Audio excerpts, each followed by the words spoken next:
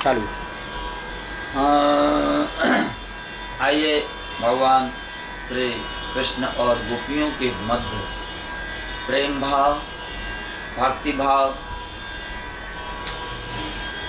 का आकलन करते हैं। गोपियों के अंतरात्मा में भगवान श्री कृष्ण के प्रति अथाह प्रेम था। किसी प्रकार की भिन्नता नहीं थी। गोपियां विरह में स्वयं अपने में कृष्ण को देखती थी, हर वस्तु में कृष्ण को देखती थी। वृक्षों से, पत्तों से, लताओं से गोपियां पूछती थी। भाव विभोर होकर के कभी कभी उन्हें ऐसा महसूस होने लगा था कि भगवान श्री कृष्ण हमारे साथ हैं। आइए आगे इन पदों के साथ चलते हैं। बरसी कर बिंदु गए मुख पर, बरसी कर बिंदु गए मुख पर, छवि कंज पर मौतन की दरसी, दरसे अति वेदना व्याकुल ते मुरझे, मही कल्प लता सरसी, सरसे सब और निराशा न दे, सरसे सब और निराशा न दिन, हरे कृष्ण दवागिने लगे झर से दुख की गन घोर घटा, असुआ बने नैनन सौ बरसी। गोपियां कहती हैं, बरसी कर बिंदु उगे मुख पे, बरसी कर बिंदु उगे मुख पे, छवि कंच पे मोतन सी दरसी। गोपियां कहती हैं, बड़ सीकर इनके जो बिंदु हैं, जो फल हैं, जो बीज हैं, मुख में अंकुरित हो चुके हैं। बरसी कर बिंदु उगे मुख पे, छवि कंज पे मोतन सी दरसी। मुखमंडल में पसीने की जो बूंद है निकल करके मोतियों के समान गोपियों के मुखमंडल में प्रकट हो रही हैं। दर्शी अति वेदना व्याकुलता, मुरझे मही कल्प लता सरसी। गोपियां की जो वेदना है, विरह है, व्याकुलता है, इतनी तेज हो गई है कि मुरझे मही कल्प लता सरसी। जिस प्रकार के एक कोमल कली वृक्ष से अलग होकर के तत्काल सूखने लगती है, मुरझाने लगती है, उस प्रकार गोपियों की दशा है। सरसी सब ओर निराशा नदी, हरे कृष्ण दवाग्नि लगी सझरसी। सरसी सब ओर निराशा नदी, चारों ओर गोपियों को निराशा नजर आ रही है। हरे कृष्ण दवाग्नि लगी झरसी, और हृदय में जो दावाग्नि है अर्थात प्रेम की, विरह की जो वेदना है झरने लगी है।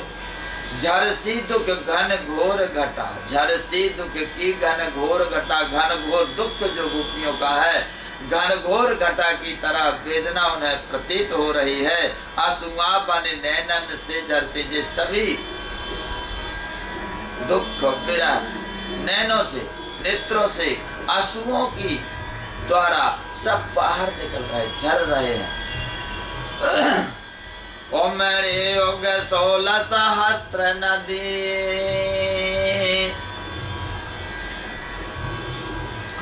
ओ मेरे योग 16 सहस्त्र नदी, विद की मर्यादा को तोड़ न दे।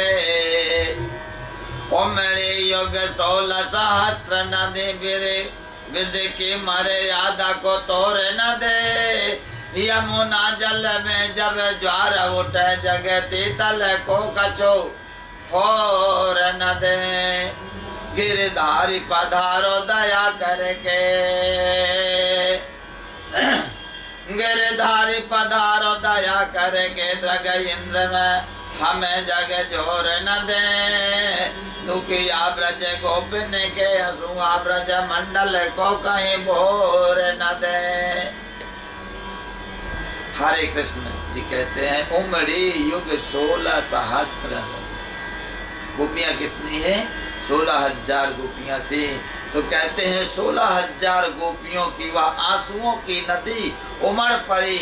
शास्त्र नदी विधि की मर्यादा को तोड़ न दें, या विधि की ब्रह्मा जी की मर्यादा को खंडित ना कर दें, तोड़ न दें। यमुना जल में जब ज्वार उठा, जिस प्रकार यमुना जल में ज्वार भाटा उठता है, जमुना जी में जो ज्वार उठता है, उस प्रकार ज्वार की रहलें जग तीतल को कहीं फोड़ न दें। इस जमुना जी की मर्यादा को, जमुना जी अपनी सीमा को जिस प्रकार लांघ करके पूरा आ जाता है, हरे कृष्ण जी कहते हैं कि गोपियों की वह दशा हो रही है। उनके आंसुओं से इतनी जलधार निकल रही है कि कहीं ब्रज को डुबो न दे। गिरधारी पधारो दया करके, गिरधारी पधारो दया करके, द्रग इंद्र हमें झकझोर न दें। दुखिया ब्रज गोपिन के हंसुआ ब्रज मंडल को कहीं बोर न दें। भगवान से प्रार्थना करते हैं गिरधार, हे श्याम सुंदर आप पधारो, जल्दी पधारो, क्योंकि ऐसा प्रतीत होता है कि गोपियों की इस आंसुओं की धार से, इस यमुना जी रूपी गोपियों की धार से कहीं ब्रज डूब न जाए। द्रग कंदर निर्झर से झरते, द्रग कंदर निर्झर से झरते, नहीं जान पड़े विधि क्या अब होना।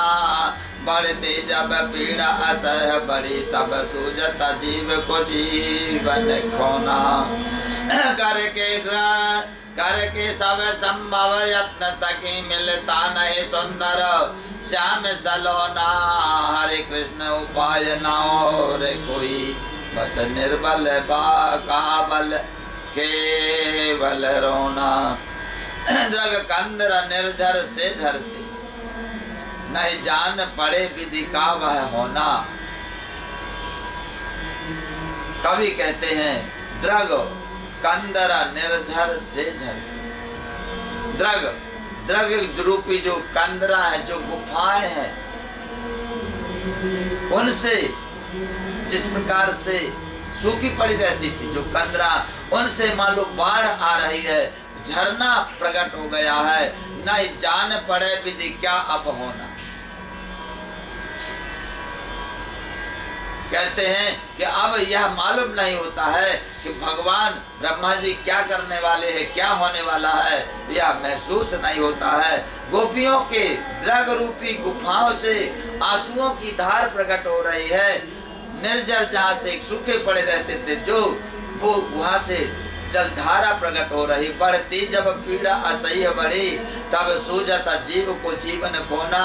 जब विरह की पीड़ा अत्यंत बढ़ जाती है, कोई भी विरहाकुल हो जाता है, तो अपने जीवन को त्याग देना चाहता है, उसे और कोई उपाय नहीं सूझता है, अपने जीवन को खो देना चाहता है। करके सब संभव यत्न तकी, वही गोपियां यह सब कुछ करके थक गई हैं, हार गई हैं। करके सब संभव यत्न तकी, मिलता नहीं सुंदर श्याम सलोना। इसके बाद उन्हें श्याम सुंदर जी जो है भगवान श्री कृष्ण के दर्शन नहीं हो पा रहे हैं। इसलिए हरे कृष्ण उपाय न और कोई, बस निर्बल काबल केवल रोना। गोपियों, कवि कहते हैं कि गोपियों का अब कोई सहारा नहीं रह गया, क्योंकि कहीं से उन्हें बल नहीं मिल रहा है, और निर्बल जिसका कोई बल नहीं होता है, उसे या तो फिर ईश्वर की एक आस होती है जो उनकी पूरी नहीं हो रही है, और दूसरी आस होती है रोना। तो गोपियां रोदन कर रही हैं और भगवान के विरह में घूम रही हैं, रोदन कर रही हैं, विरहाकुल है।